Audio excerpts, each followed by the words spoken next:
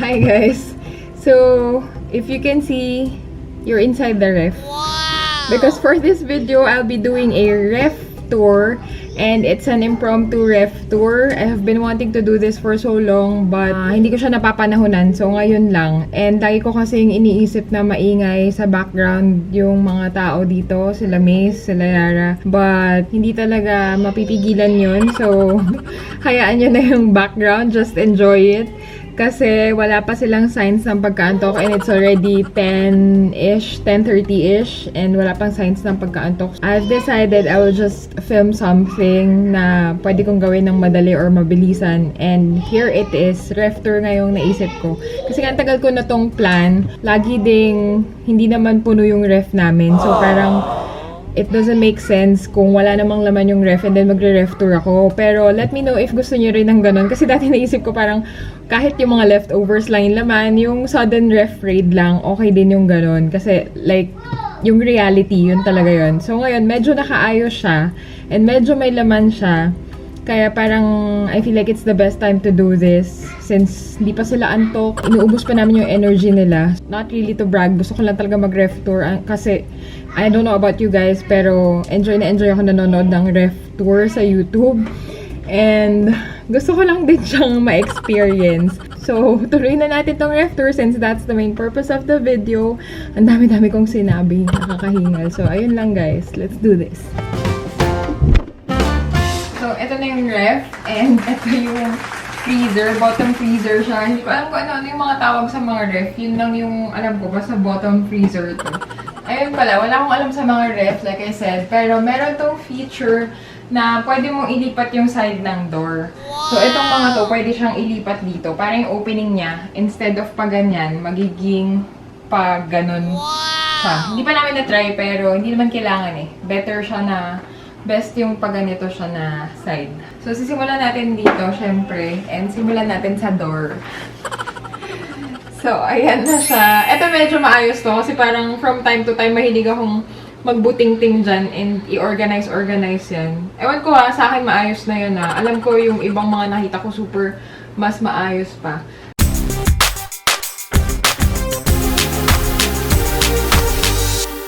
So, simulan natin dito sa mga eggs. Ayan, mga eggs lang naman yan. Takot maubusan ng eggs. Tapos, meron dito leftover pandesal. Dito, nakasiksik. Para yata mabasa. Ayan, leftover. Tapos, merong cheese, yung singles for cheese sandwich or kung ano man, cream cheese and butter. And then, meron another cream cheese here. Tapos, dito naman sa area na to, ito na yung mga vitamins and medicine. Tapos, paracetamol, yung mga usual na kailangan. Eye drop, soy sauce from the Japanese resto. Tinabi ko lang dyan kasi sayang naman. And then, meron lip balm dito. Red camoy powder. Mahilig ako dyan eh. Mahilig ako sa maasim eh. Tapos, ito merong mga food color and yung extract or flavoring, chili oil. Ang tagal lang nito. Hindi pa ba ito expired? Ayaw kasi ni Mac to. Teka, tignan natin expiration date. Medyo matagal na ito. May expiration date. Ayun, used by September. Okay, hindi pa siya expired. Sa September.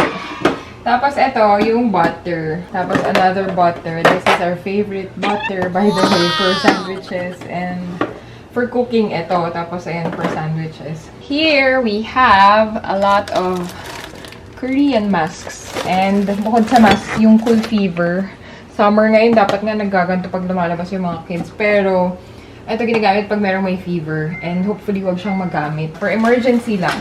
And here, ayan, daming mga face masks na hindi ko rin nabibigyan ng time gamitin dahil I don't know. Tamad din ako magganto. Pero ayan, ilagay natin siya dyan. And then here, another beauty product, hindi, non-food. Beauty Bakery, Clarifying Witch Hazel Facial Mist. Current favorite right now. And then dito, salad dressing. We have mustard. Tapos ito yung ranch dressing. Ito, buttermilk ranch. And Caesar dressing. Mahilig kasi kami sa salad. Ito mga nakalagay dito sa squeezy bottles. Teriyaki sauce and chamoy. And then ketchup. Si YARA, gusto niya naka-ref yung ketchup. Or dapat pa talaga nire-ref yung ketchup, I don't know. Some Japanese mayo. Ang daming Japanese mayo. Ayan. Nakalagay din siya sa ganitong squeezy bottle. And ito, Kewpie na sesame dressing. Expired na. Ay, hindi pa. June 20, 2021. Kailangan na ubusin. Chocolate and caramel drizzles from Ghirardelli. Ito pa, ubus na. Sinisimot na lang. It's great for ice cream, for your coffee, and kung ano-ano. Ano ba yung tawag dito? Yung, ayan, pastry bag. Tapos, andito, nilalagay namin dito tong mga beef and pork cubes and chicken cubes kasi nilalanggam siya. Pero nilalagay ko na din dito kasi madali ding abutin. And then, itong lower part, we have some chocolates. Ayan. Sabi ko sa inyo, may laman yung medyo may chocolates dito. Tapos ito yung favorite niya, ng cookie dough bite. Meron dito akong cubes ng coconut oil. Virgin coconut oil. Ginagamit ko to for oil pulling pag nagkaka-time ako. Mag-vlog ako next time about it. Tomato paste. Meron yung splatter doon. We also have whipped cream. Si Yara pinapapak yan. And then here, meron din yung gata coconut cream for cooking. Ito, iba't ibang klase ng milk. Ito, milk drink plus oats. Nagustuhan ni Yara yan, kaya bumili kami ulit. Nakasarap pa. Yung mga nakasarapan, doon nakaharap. Yung naka-open na, ibig sabihin nandito sila. Tapos ito, almond milk naman siya. Kasi I'm trying to cut off my dairy intake. Hindi totoo yan. Ito naman, oat milk. Matabang, pero okay naman. Parang alam niyo yun, parang yung oatmeal na pag tinigaan mo siya, parang Sige nga, subukan mo. And ito, all-time favorite, yung Harvey Fresh. Ito, dairy siya. Cow's milk siya. Ito talaga yung pinakamasarap sa totoo lang, pero dairy kasi. Eh, nagtatry nga ako magbawas ng dairy. Bahala ka sa buhay mo. So, that's all of it on this side of the fridge. We're done with the door, and doon naman tayo sa main. Meron tayo ditong bread, and ang expiration date niya is April 30, 2021. Today is June 10. June 9. Nakita mo na diferensya. And, ewan ko, alam ko talaga, pag expired na, diba? Pero parang dati kasi, diba, parang gato lang molds yung bread, basta naka-ref. Sabi nga nila, i-freeze din, para kahit gaano katagal yun. Pero, ayun nga, papahula ko sana kung ano yung expiration date nito eh. Para kung sinong makahula, sa kanya na lang. Tapos dito, merong grapes, and more grapes, kasi favorite yun ni MASE. And then, we have mayonnaise. More mayonnaise. Addict sa mayonnaise. And then here, merong chocolate ganache na sobrang tagal na din nito. Hindi ko na yan ibabalik sa ref kasi matagal na yan. Dito merong mango graham. Tapos meron lang ding cheese. Another non-food item. Jeju aloe ice from the Face Shop. Di ko masyado ginagamit kasi hindi ko alam kung okay siya sa skin. What? What? What? Ate Yara, jacket. Jacket daw. Ate Yara, jacket daw. Go, jacket. Samjang paste and ano to? Basta, kulang ng gochujang ah. Uy, expired na yun no, Dad. Tanggalin nga natin yung mga expired na dyan. Merong sprinkles dito. Total, bumabagsak na siya. Gusto niya ng queso de bola. Ayan, hindi pa nababawasan. Alas, ito yung mga kasamang sauce ng takeout. Lalo na, pag laging may kulang. Mag-drive-thru kayo, mag-takeout kayo, laging may kulang sa condiments. So, done with this part. Dito na tayo sa next. This is my favorite part kasi nakaayos. Wow! Somehow nakaayos. Maayos, di ba? Oh. So, ayan lang yun. Here, eto, natuwa ko kasi parang na-fulfill yung gusto ko na bago mag-ref tour, may ganito sana ako. Yung mga Yakult ni MASE. Ito, by the way, these are sponsored by Mommy Lola and Daddy Lolo. Lolo't Lola ng aking mga anak. Parang kulang dito. Gusto ko lagyan dito. Tapos ito, water lang to ni MASE. Here naman, on this side, meron ding another cream cheese. Ang dami kong cream cheese kasi gusto ko for emergency, for pasta, ganyan for toast. And then here, puro naman yogurt, fruit. And then ito, si Mac kumakain ito, yung buko flavor, buko nata na Nestle yogurt. And then ito ako and si Yara. Si Yara kasi super hilig sa yogurt. Lahat kami mahilig sa yogurt. Tapos ito more of Max yogurt and more yogurt, Greek yogurt. This is what we put on our overnight oats. Wow! If meron kayo masasuggest na ibang yogurt na masarap, let us know. Let me know in the comments down below. Feel na feel kapag sasabing comments down below. Tapos ito meron ding mga pudding, yung snack pack. These are from their auntie and uncle. Pinadala sa kanila sa mga bata. Ayan, kaya punong-puno yung part na yan. Ang sarap tignan. Tapos eye level pa siya. Diba? Tapos dito na tayo. Ito na yung part na sakto lang. Hindi naman magulo, hindi rin naman, diba? Water pitchers. 3 yan madalas, pero yung isa nandun sa labas. Pag masikip yung ref, nilalabas muna yung isa ganyan. Tapos ito, water ni MASE for his milk because he wants his milk cold. More leftovers here. Here's leftover ginisang repolyo, leftover pesto, my homemade pesto. This is also good for sandwiches and pasta. Leftover baby potatoes. And here, merong leftover nilaga, beef nilaga. So, ayun lang yung area na yan, mga leftover ulam, para nakikita din sila agad. And another feature of this ref is eto. Ayan o. You can pull this out, or you can pull it back, you can push it back in para kasya dito yung mga matataas na water bottles. Para kita din yung mga nandun sa pinakailalim. Accessible din yung mga nandun sa ilalim. Bigay din to kay YARA nung tita and tito niya. Yung ginagawa, basta yung mga Japanese, parang bento food na ginagawa. Ginawa niya kanina, may mga tira pa. So, nandito muna yan. And then, meron tayong donut. Ito, favorite ko ngayon. Yung trending din to ngayon, yung berry cream donut. And you can buy this here from Spanish bread. Dito sa Olonga po yun available. Ayan, pwede kayo mag-order sa kanya nito. 6 yung laman nito. Meron din yung 4 yung laman. Giveaway to from their cousin's birthday. Random chocolate. Yung, ayan, may lollipop pa ni MASE. Ba't galing yung sa ulo niya? And then here, merong watermelon. Ayan. Pakwan kayo dyan. Cookies. Ay, hindi pala ito yung white chunks. Paano ko yung white chunks yung kinuha mo? Walang available. Yung favorite ko yung chunky na white chocolate. Si Mac naman ito. Tapos yung itsura nito originally, meron yan ditong wine rack or wine chiller. Hindi ko alam kung ang tawag doon. Basta yung rack niya nakalagay dito. Pero tinanggal na namin kasi wala naman kaming mga wine ngayon. Pag may wine na kami, sige, ilalagay namin dyan. Ito talaga yung laman mga pang kids. And that's all of it on this side. So, syempre, next is the vegetable rack.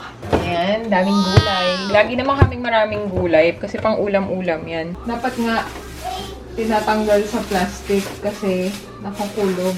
Ayusin ko na lang yan pag may time ako. Yan, merong luya, merong carrots, oranges, may apples dun sa ilalim, potatoes, sigarilyas at mani. Sitaw. Walang sitaw. Ito, kangkong. Siyempre, pang sinigang. And cilantro. Cilantro!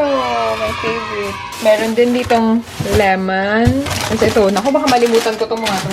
Itong mga wraps, ilalabas ko para nakikita. Oh my goodness. Fruits and vegetables talaga yung nandito. Sili, danggit. May mga danggit doon. Naka-plastic. Ayoko nang kalkalin kasi mga ngamoy yung kamay ko. Rice noodles. Kasi si Mac nagre-request siya ng hindi pa ako nakakagawa. Meron pa din mga rice noodles doon. Ibabalik ko na guys para hindi po ako mahirapan. And now, we're done with the upper part. With the main part. Dito na tayo sa freezer. Ito naman yung freezer. So, here's the freezer. Let's start with the ice maker. Meron siyang ganitong ice maker na walang laman. Hindi nakapaglagay. And then, ito yung tray to catch it. Wala ding laman. So, ang ginagawa namin, nag-fill kami dito ng ice. Meron pa kaming 2 more ice trays here. And then, we fill this lalagyan with ice. Ayun yung ice pack. And then, dito yung mga ice cubes na nilalagay sa water bottle. And then, ito yung aking magic wand. Skinfolk from Skinfolk. Yung ice globes na ginagamit when doing skincare and stuff. Ayun. Pag nakamas, tas ilalagay mo siya. Basta while doing skincare. So, ayun lang dito sa part ng ice maker and puro ice pa rin. Dinesignate naman tong area na to for ice pa rin. So, here is the first lalagyan. Makikita nyo, meron tayong mga ice cream. Pero yung mga ice cream na yan, may label. Ito, Lomo. Pero last time pa yan Hindi ko alam kung ano nilagay natin dito. So, probably mga fish to. Ano yung BB? Wala mo ba? Ako nagsulat niyan pero I cannot remember. BB? Barbecue? Ano yung BB? Grabe, hindi ko alam. Ako nagsulat niyang BB na yan. Hindi ko maalala. BB ba? Baby ba? Oo, Kung yata. nagsulat nga. Pero hindi ko talaga maalala, grabe, baby. Fish yan, sigurado. Galunggong or tilapia, yun lang naman yan. Hindi ko nabubuksan, masakit sa kamay. Yung blueberries, Yara, ang lakas dyan. Mango chunks, beef frank, and MASE! Ano ba? Mag-vlog kami. Yara, hide and seek daw. Hide and seek daw. Bacon na yung brand niya is Grande. Ang lalaki nung strips niya. Okay naman siya. Pork belly. Pinoy Fiesta sliced ham. Ito, beef. Ground beef. Ano to? Ribs. Na labo-labo yung part. Isang malaking container din. Ayun, puro tilapia. So, hindi ko na siya mapakita, guys. Mabigat and malamig. And here, meron tayong steak. It's from Butcher's Cab. If taga-Olonga po kayo or taga-Subic and you're looking for premium meat, Macy boy! You're loud! And you're looking for premium meat, ayun, search nyo si Butcher's Cab on Facebook and Instagram. Meron silang mga steaks, even salmon, meron sila Butcher's Cab. Crab sticks for salads and just random, ano to? Siguro ano to, mga pangsahog ni ate to. So, ayun na siya, ayun lang siya, guys. Let's move on to the last part. Here's the last part. Ito din, hindi ko rin siya masyadong na-organize na parang puro fish lang. Fish, meat, gano'n. Siguro sa kanya, medyo mahirap pang pagtuunan ng panahon yung gano'n. Ito, hindi na naman to ice cream. Guys, ano to, galunggong. Gigi. Ano yung BB talaga? Hindi ko pa rin kung ano yung BB. Tapos, ito, hot dogs. More hot dogs. Pag yung mga bata, yung mabilisang ulam. Pero, as much as possible, try namin bawasan yung pag-consume ng ganyan. Hindi totoo yan. Salmon, strawberries. Meron kasi yung R deficiency. Sabi mo nga, ito ako sabi, strawberry. Strawberries. Strawberries. Strawberries. Ano? Uy, medyo kaya ko ah. So, ayan, frozen strawberries. Ito, crablets to, yung maliliit na crabs na crispy crabs. So, fish cakes. Okay. June 28. O, pwede pa, okay. Pero dapat nakasara tong ganyan. Burger patties. Again, these are from Butcher's Cab. Sliced hams. Then we have here Yakult popsicles. Ang messy na, Dad. We have here more salmon. We have a tomahawk. Again, this is from Butcher's Cab. Di pa namin naluluto. Still waiting for the best time to cook this. Mga sarap kasi grill eh, Dad, no? Ito namin i-grill. Here, more crab sticks. Here we have frozen buchi. Yung buchi na dessert. So, ayun lang. So, this is, I think, the best time na rin to organize this kasi napansin ko na ang gulo. Hindi nakikita yung mga nasa ilalim. So, nasa stock lang siya. Pero alam ko naman kasi talagang yung laman din ng ref namin. And hindi naman nga din siya laging puno. Pero best na rin to fix it right now.